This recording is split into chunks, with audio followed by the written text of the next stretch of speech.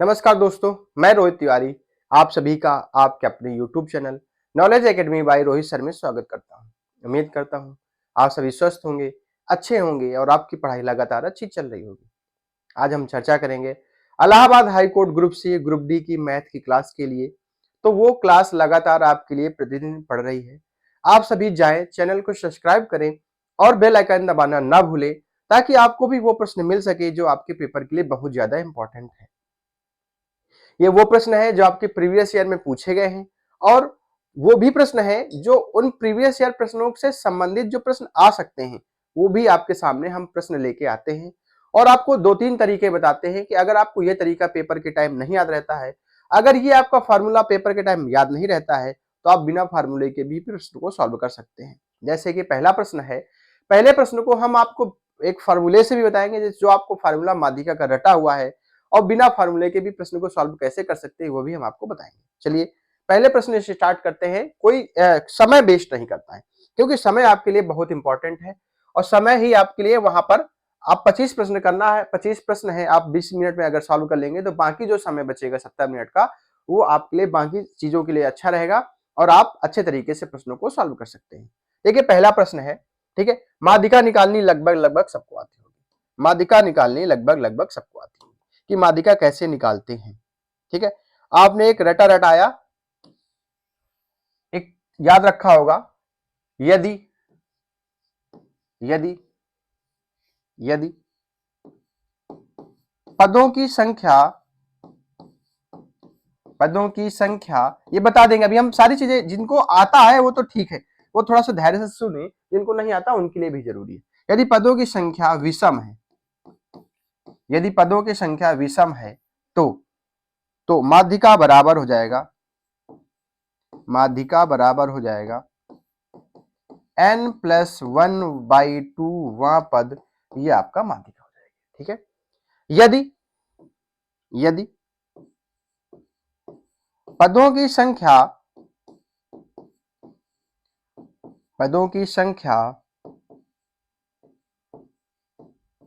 सम है, पदों की संख्या सम है तो माध्यिका बराबर आ जाएगा n/2 वह पद प्लस n/2 प्लस 1 वह पद बटे पूरे में दो, आपकी ये माध्यिका निकल के आएगी।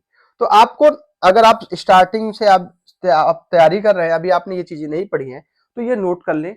ये नोट करने के बाद इससे सॉल्व करेंगे प्रश्न। इसके बाद में अगर ये हमें नहीं याद है, हमको बिल्कुल भी नहीं याद है, हमको तो याद ही नहीं था ये, ठीक है, लेकिन हमने आपको लिखने के लिए याद किया करवाया, तो बिना इसके भी हम प्रश्न को सॉल्व कर सकते हैं। देखिए कैसे। सबसे पहले जैसे कोई संख्या है 3 5 8 2 3 5 8 2 2 1, ठीक है, ये संख्या दे रखी है। अब इसकी माध्यिका अगर हमें निकालनी है तो सबसे पहले ये देखेंगे कि पदों की संख्या कितनी है, 1 2 3 4 5। पदों की संख्या है विषम, पदों की संख्या है विषम। ठीक है, जब विषम है तो अब समझिएगा। अब ये भी नहीं याद करना पड़ेगा आपको विषम है कि सम है, ये भी नहीं याद करना पड़ेगा, ये भी हम आपको गारंटी देते हैं। बस ये चीजें करना है आपको। अगर माध्यिका निकालनी है तो इसको पहले आरोही क्रम में, मतलब बढ़ते हुए क्रम में लिखना है।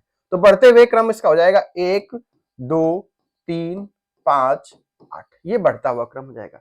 अब अगर आपको इसकी माध्यिका निकालनी है तो 5 संख्या है, 2 इधर से हटा दीजिए, 2 इधर से हटा दीजिए, वो आपकी माध्यिका हो जाएगी, वो आपकी माध्यिका हो जाएगी, खत्म। ठीक है, वो आपकी माध्यिका हो जाएगी। अब यहां पे क्या है, अब यहां पे ना विषम देखना है ना सम देखना, बस आरोही क्रम में लगाया, हमारा आंसर निकल के आ गया। अब अगर यहीं पे यहां पे ये 7 और होता, यहां पे ये 7 और होता, तो अगर 7 और होता तो यहां पे 5 के बाद आ जाता 7 और यहां पे आ जाता 8। ठीक है, ये आ जाता आप 8। अब इसको हमने आरोही क्रम में लगा दिया। जब आरोही क्रम में लगाया तो आप हमें यह भी नहीं ध्यान देना है कि क्या है, हमें ध्यान देना है कि कितनी संख्या है, 1 2 3 4 5 6। ठीक है, तो अब हमें इसकी माध्यिका निकालनी है तो क्या करना है, 2 इधर संख्या हटाया, 2 इधर संख्या हटाया। अगर 3 3 हटाते इसके बीच में कुछ न बचता, तो इसका मतलब ये दोनों संख्या है, इन दोनों संख्या को जोड़ दो और बटे 2 से कर दो, बराबर आ जाएगी, आपकी माध्यिका आ जाएगी 4। खत्म प्रश्न। ये आपका प्रश्न था। और यहां से इसकी बताइए, आपको यहां से इसकी जरूरत पड़ी क्या, नहीं पड़ी। सही कहीं पर भी जरूरत नहीं पड़ेगी। चलिए हम लोग स्टार्ट करते हैं पहले प्रश्न से। पहला प्रश्न ये है कि 1 6 8 3 2 के माध्य और माध्यिका बताइए। तो सबसे पहले माध्यिका अगर पूछी गई है तो इसको आरोही क्रम में लगाएं, बढ़ते हुए क्रम में। 1 2 3 6 8, तो इसकी माध्यिका हो जाएगी, हमने बताया माध्यिका हो जाएगी 3, माध्यिका हो जाएगी 3, माध्यिका आ गई 3। जब माध्यिका आ गई 3 तो इसका माध्य बताना है। तो माध्य क्या होता है? सभी पदों का योग 8 6 14, 14 4 20 2 22, 8 6 14, 14 4 18, सॉरी 18 2 20 हो गया, 20 और बटे 5 कितना जाएगा? 4। तो इनका योग बताना है, 4 + 3 = 7। ये आपका आंसर आ गया, खत्म। भाई माध्य और माध्यिका का योग बताना, तो माध्य और माध्यिका का योग आ गया, माध्य है 4 और माध्यिका है 3, टोटल आंसर आ जाएगा 7। खत्म प्रश्न। अब देखिए दूसरा नंबर क्वेश्चन। दूसरा नंबर क्वेश्चन ये है, इसको आप लिख लीजिए, वैसे इसको भी लिखने की जरूरत नहीं है, अगर तरीका पता है आप प्रश्न को सॉल्व कर सकते हैं, लेकिन लिख लीजिए। देखिए इसका एक फार्मूला लिख लीजिए, आप सभी प्रश्नों में काम आएगा। 3 माध्यिका 3 माध्यिका बराबर 2 माध्य प्लस बहुलक।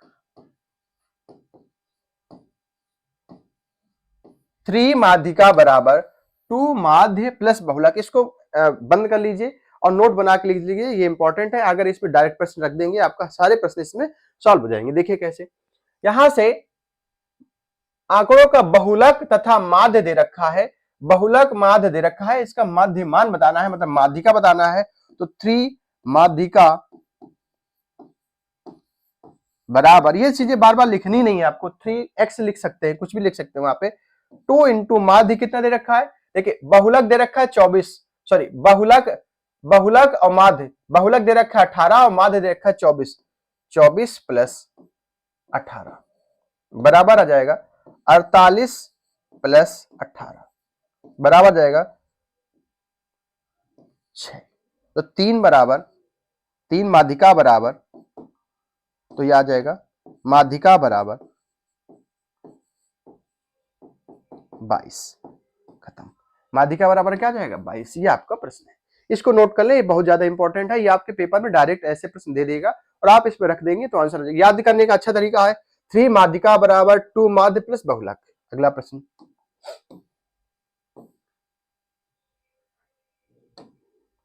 यदि किसी मामूली विषम बारंबारता बंटन का बहुलक, देखिए कुछ नहीं, उसका तरीका चेंज किया है, प्रश्न को चेंज, बराबर जो लिखा है वो चेंज किया, बाकी सब कुछ सही है।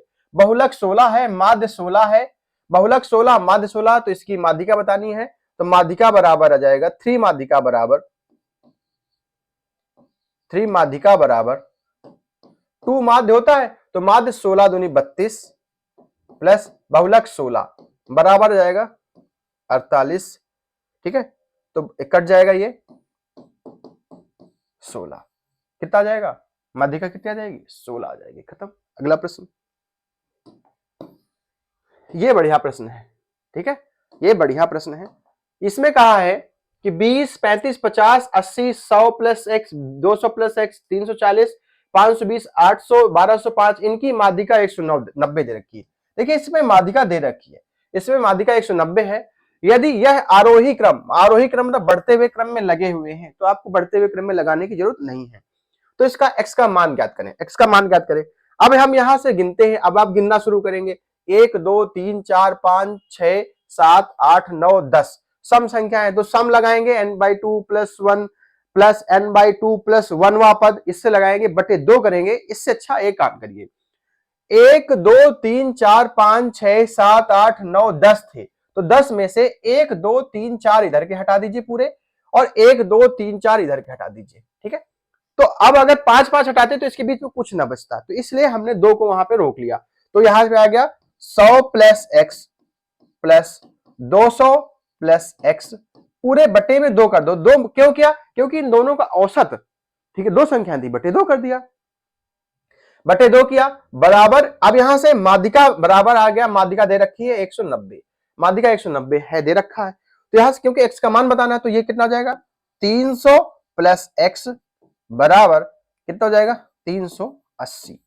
x बराबर आ जाएगा 80 के, क्यों? क्योंकि उधर चला जाएगा, सॉरी 2x बराबर 80, तो x बराबर आ जाएगा 40। यही मान पूछा था, x का मान बताइए, x का मान हो जाएगा 40। और आगे बढ़ जाएंगे, कोई फार्मूला नहीं दिख रहा है, फार्मूले की जरूरत नहीं है माध्यिका निकालने के लिए, जब जरूरत पड़ेगी तब देखेंगे, ठीक है।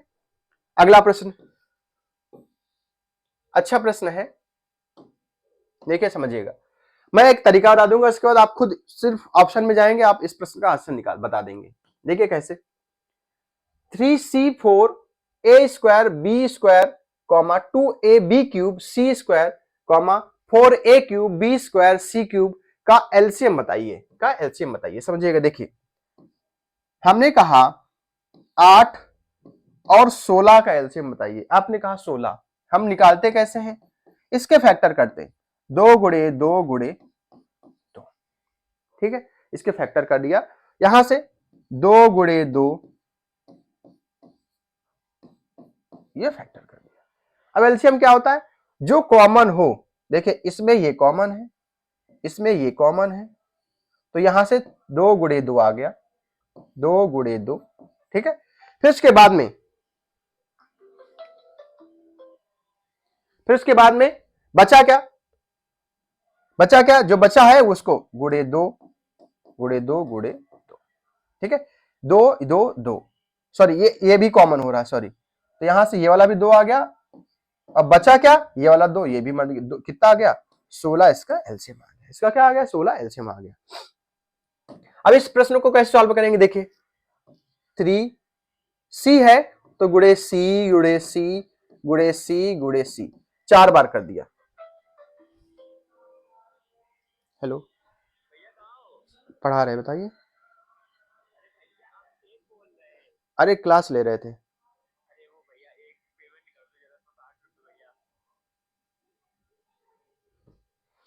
देखिए तो यहां से c हो गया इनटू, अब यहां a है तो a 2 बार है, इनटू a हो गया, ठीक है, b 2 बार है, इनटू b इनटू, ठीक है। अब यहां से 2 into a into b into b into b, ठीक है, यहां से इंटू c, यहां से आ गया इस वाले से a गुणे a, बस सिर्फ बताने के लिए कर रहा हूं, बाकी इसका सोल्यूशन तुरंत ऑप्शन से है, ठीक है। यहां पे b इंटू b और c 3 बार है, c गुणे c, ये आया कैसे ये बताना है सिर्फ, बाकी इसको ऐसे लिखने की जरूरत आपको नहीं है, ठीक है। इसको लिख, 1 सेकंड का समय दीजिए हमें थोड़ा सा, मैं 1 मिनट इनका काम कर देता हूं थोड़ा।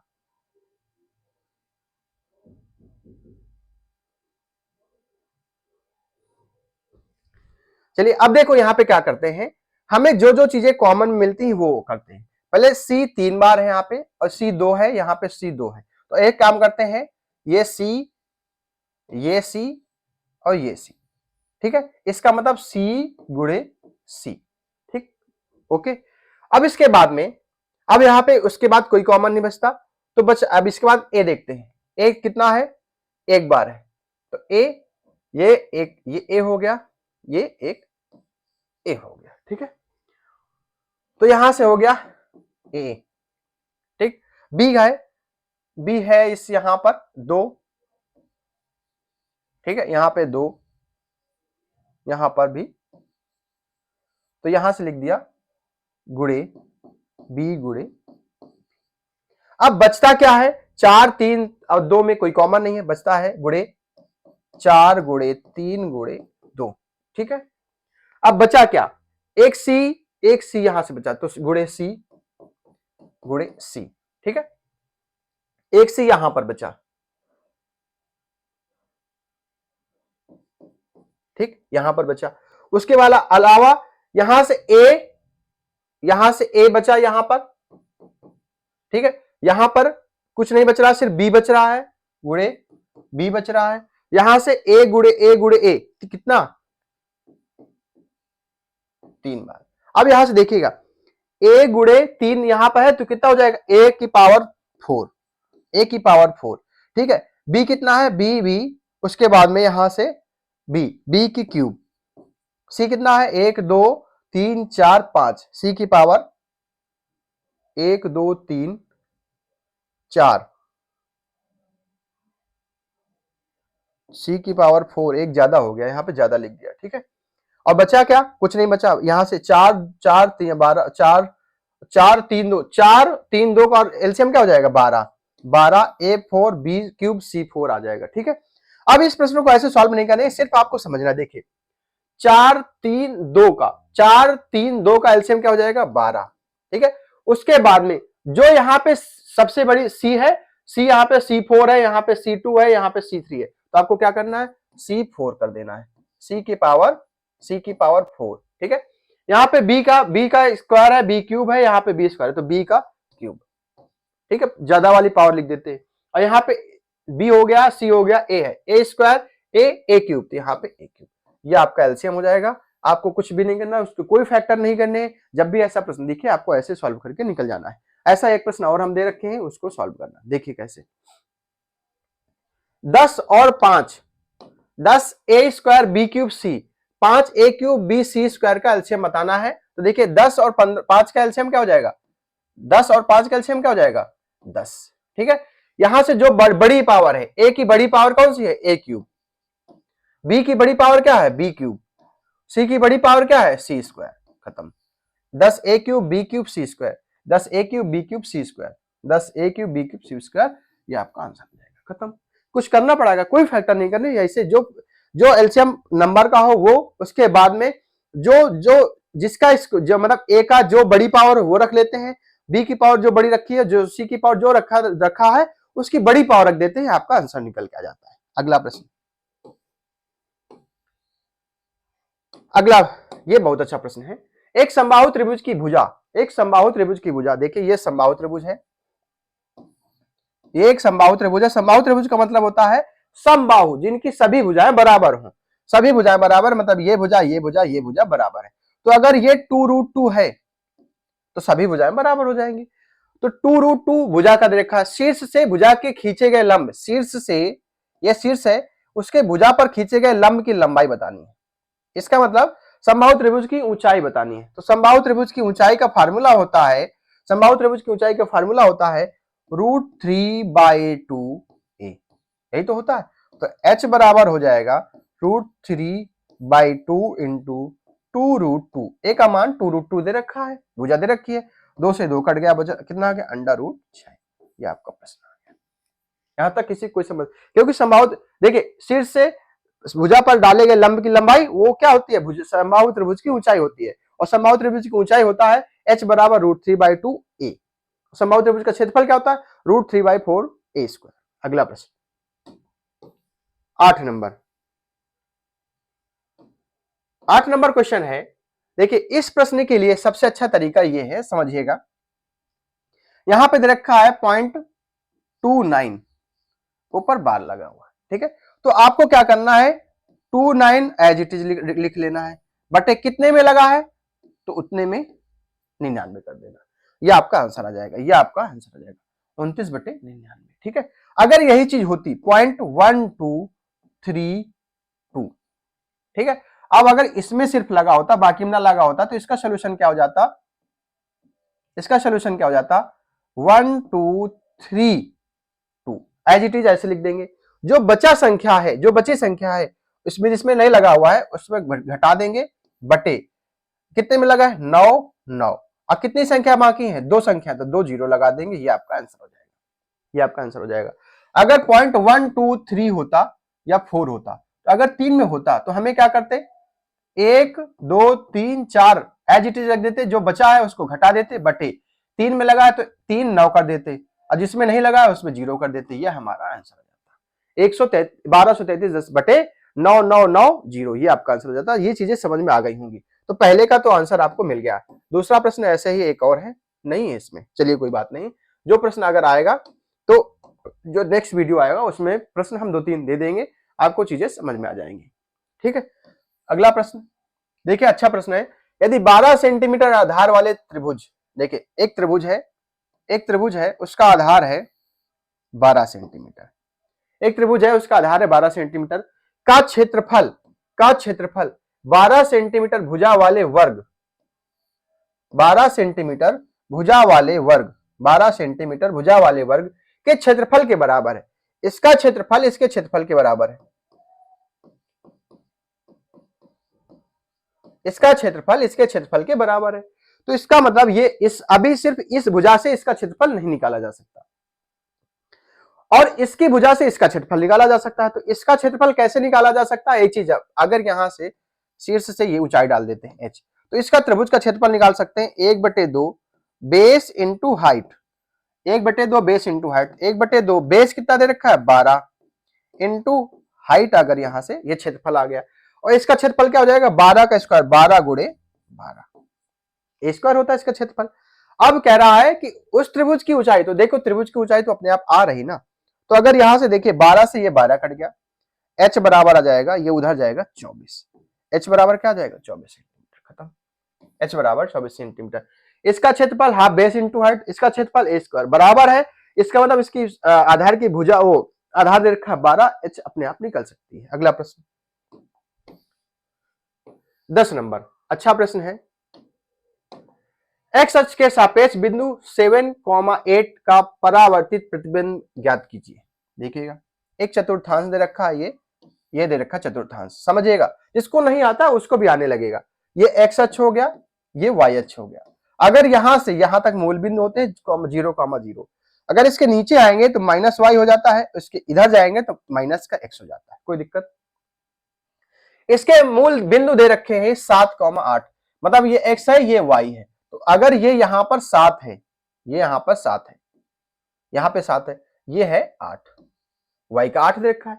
तो जब इसके परावर्ती, जैसे मान लीजिए ये बना, ऐसे करके ये बना, ठीक है, एक्स अक्ष, ये एक्स अक्ष है, इसके परावर्तित मतलब ये चीजें इधर आएंगी, ना कि इधर जाएंगी ना इधर जाएंगी।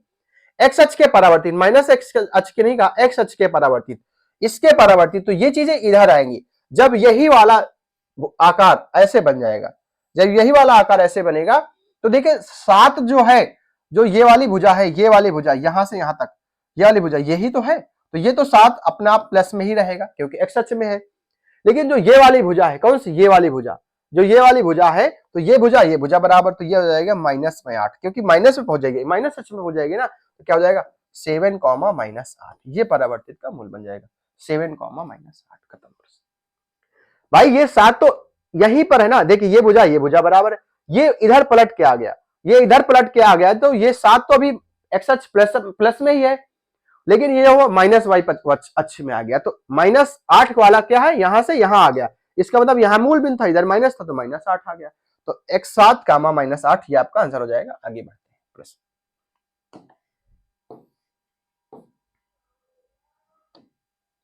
देखिए यदि किसी गुणोत्तर श्रेणी का पहला पद 2 है, पहला पद 2 है, मतलब a दे रखा है 2 और अनुपात r दे रखा है, सारो अनुपात दे रखा है 3, ठीक है। गुणोत्तर श्रेणी का पांचवा पद बताइए, tn वह पद होता है arn-1, arn-1, तो tn वह पद मतलब a दे रखा है 2 गुणे r दे रखा है सार्वनुपात 3 और n कितना पांचवा पद, तो 5 - 1 कितना हो जाएगा 4, तो 2 गुणे 3 का क्यूब, 3 की पावर 4 क्या होता है 81, बराबर हो जाएगा 162, ये आपका आंसर आ जाएगा, खत्म। ठीक है, अगला प्रश्न, यहां से आपके प्रश्न खत्म होते हैं।